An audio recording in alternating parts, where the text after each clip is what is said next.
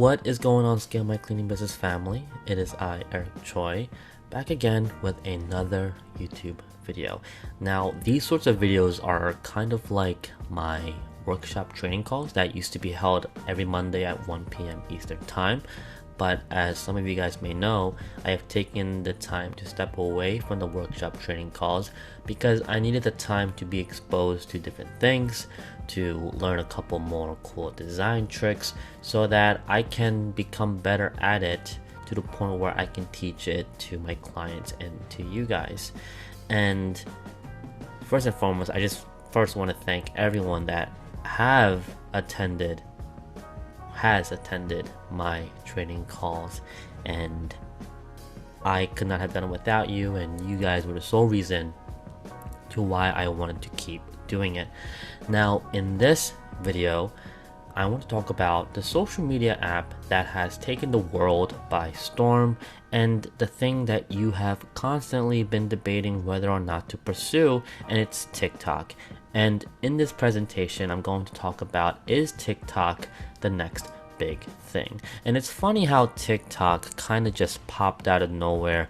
We know that it's trendy, but we are still unsure of what it provides, what it can do, and how it fits within our business. So to start this presentation off, I'm actually going to start stating out some facts about this extraordinary platform. Now let's talk about the demographic, right? You have 70% and 30%. 70% is what and 30% is what? I'm so glad you asked, because 70% of the demographic is roughly around 20 years or older. That means 20-year-olds and older make up about 70%. And surprisingly, 30 years and older, that is a demographic, that is an age group that is growing significantly, right? And it's the fastest growing age demographic, and it's just going to keep on growing. Now this next graph is going to be the TikTok engagement. Like I said before, TikTok is a fast growing platform, and you can see other big platforms on there as well. You have Instagram, you have WhatsApp, Facebook, and of course all the way up at the very tippy top you'll see TIK-TOK. If you guys haven't figured out already, this is the average monthly hours spent per user per app. You think you use Facebook a lot, there are people out there that almost 10 times, not 10 more hours spent on another platform. Now there are 1 billion users monthly, active users monthly. On average, a user will open the app 8 times a day. And it's also considered the easiest way to gain attraction. And users will probably spend 95 minutes a day just scrolling through. That's how addictive, that's how attentive, that's how magnetic this app is. Why? Why is it like that? It's because of trust. Now, how does TikTok convey trust? Isn't it just an app? Isn't it just a thing where a bunch of young people just dance and make fun of people and just post silly things? That's what you think of it as, but there's more to it. So trust is built when you have one person on the screen, and that one person is going to be you. So envision yourself being on someone else's screen. Now, for the audience's perspective, trust is built more because statistics have shown that if a singular person is on their screen and they're talking about something or they're showing something, trust is built because it's sort of like a one-on-one reaction compared to a well-produced, big-produced production team video, because it looks salesy, it looks like an ad, and no one will take it as seriously. How many times have you pressed on the skip ad button on YouTube or on TikTok or on Facebook because it looks too good, right? People tend to trust more if it's a singular person on their screen because it's sort of like a one-on-one reaction. And the great thing about TikTok is that you'll see more of those one-on-one reactions because the algorithm is more open. Facebook algorithm is extremely strict because it's been open for so long. They've seen a lot of stuff, and they have geared themselves leaning towards businesses and companies and shops and organizations that being recognized and being magnetic is difficult on platforms such as Facebook and Instagram. But since TikTok is so new and it favors small creators and it promotes small creators, the algorithm is more open and more accepting of a lot of content. There's also little to no ad spend, which contributes to how easy it is to grow on the platform. And it's a mobile-centric platform, meaning that you produce on your phone and it is viewed on your phone, which is great because no one carries their laptops and their computers everywhere. Some do, I don't know why, but everyone at least carries one of these little blocks called a cell phone. And that's really important because that is what contributes to 95 minutes per day. That's what contributes to opening the app 8 times a day. That's what produces 25.7 hours spent monthly per average user. Being mobile-centric is the way to go, and TikTok knows this and understands this, which is why they promote it so very much. And it's also simple content production.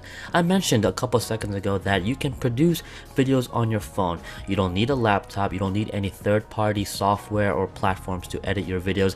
You can edit your video right then and there, and that's what makes TikTok so addictive, because you can make extremely great content with just a tip of your finger, with just a couple of clicks here and there on your phone.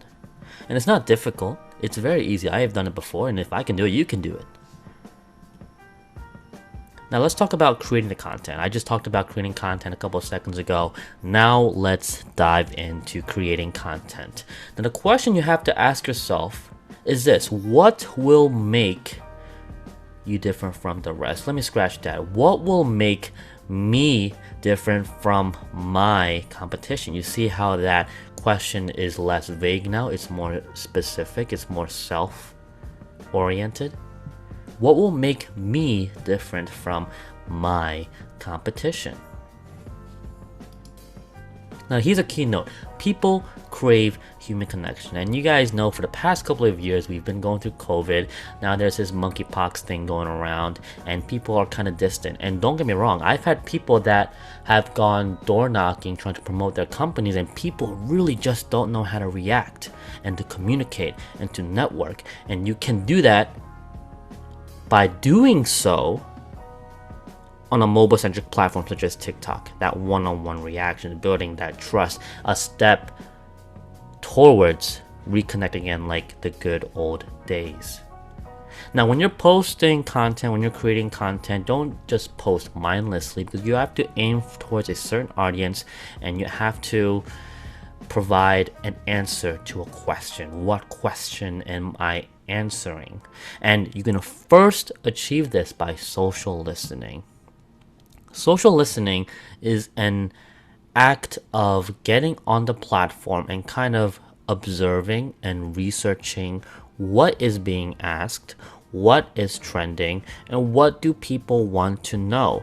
Now if you understand that, you are automatically one step ahead, because then not only could you answer, you could then predict what the next question is going to be, and you could branch off of that, and you could be one of the first pioneers to do so. Also, take a look at your competition. Your competition isn't your enemy. Your competition should be your asset, should be your ally, because the trend nowadays is we hold hands with competition and chant kumbaya, because to be quite honest, you're not going to take over every single client in your designated area. You are not a monopoly. Monopoly is somewhat illegal, I believe. And what you can do is collaborate and connect and understand and sort of steal ideas from respectfully, right? Because in society and in social media, there is no such thing as original ideas anymore, right? We take what has worked and we implement it and we use it in a way where it fits to our business and to our advantage. So take a look at your competition, see what they're doing, and see how it is applicable to your business. Now, TikTok is a short form content. What does that mean? It means it only lasts for a certain period of time and the video is only so long. TikTok has now stretched their videos to be from 1 minute to 3 minutes, and now recently 3 minutes to 10 minutes. I highly don't recommend that you use up the entirety of the 10 minutes because no one is going to watch a video for that long. Again, it's short form content, not long form content, and people's attention span is very, very limited and very, very small. So you want to be able to nail short form content by at least producing a video under 1 minute or at max under 3 minutes or 2.5 minutes per se. Now, another question that you have to ask yourself is, if I had no idea who I was, would this video actually make sense to the person who's just seeing me pop up on their feed? Since the algorithm is so open and so available, not only will you get views, you have to take that in and absorb it as, wow, my video is going to be seen to an audience that's going to see me for the first time on their feed. I have to make a lasting impression. I have to make a great first impression. If I had no idea who I was, would this video actually make sense to the person who's just seeing me? Would that person want to get to know more of me? Would that person want to understand me? Would that person follow me? Will that person engage with me? You have to ask yourself these sorts of questions. You have to get outside of the box, because a lot of small creators, unfortunately, stay in their little box and say, this looks great, I'm happy with it, I'm gonna post it. No, you have to look at it from another person's perspective. You have to be in someone else's shoe. Not just a random someone else, but that someone else is your potential prospect, is your ideal prospect, is your possible client in the near future. So we all just talked about content creating. We just talked about what is expected to make out of content. Now, you can start doing this. This is a thing called batching, and it may not be for you, and there's a reason why I put that on there. Because batching is actually a skill that is difficult to master at first. It's not really a habitual thing, it's a skill. Now, batching is you are making a ton of content, or a bunch of content I should say, in one sitting. Now, there are some pros and cons to that. Let's start with the cons. You are sitting there for an extended period of time doing something over and over and over again, and it can get a little draining and you may feel a little burnt out. But the pros, I believe, certainly outweigh the cons. Why? Because in just one sitting, you can be able to produce a couple of videos that can stretch out for a couple of weeks. And within those couple of weeks, you can focus on the things that really matter, which is growing your business, doing the administrative work, or maybe you're on the job site, making more content, shooting more videos, and of course, cleaning and helping out your team. Now, if you aren't a batcher per se, what I could recommend is you can actually produce one a day, right? Take the time in the morning to shoot something, or maybe at night shoot something, because people tend to have the most activity on their brains in the evening, which is why people do like late night shows, right? You can record it then or in the morning, whatever works best for you, and make it a habit, make it a disciplinary habit. Because if batching doesn't work, something else has to work, and if that something else doesn't work, then you cannot call yourself a content creator. You cannot say that your social media is great, because you yourself are not disciplined enough to even do that. You have two options to make content. It's batching or staying disciplined and keeping a habitual process. So let's revisit the question. Is TikTok worth it? There's no. It's yes or someday. And the reason why there is no is because this is the trend. This is the wave at its smallest peak before it becomes a tsunami. I know for a fact that TikTok is gonna blow up, and it's gonna be seen in the commercial space. It's gonna be seen in businesses. It's gonna be seen on the news. It already has, but at a very small level. But what I'm trying to say is that it's gonna grow to a point where you're going to have to be on it, and by the time you realize that, it's gonna be too late. It's just gonna be another Facebook. It's gonna be another Instagram that you are well aware of, but are dying to be a part of and dying to be relevant in, but it's going to be too late. This is your chance right now to become prevalent on TikTok. That someday is risky. It's either today, tomorrow, or next week tops. Let's get on TikTok, right? There's a lot of different content ideas you can do.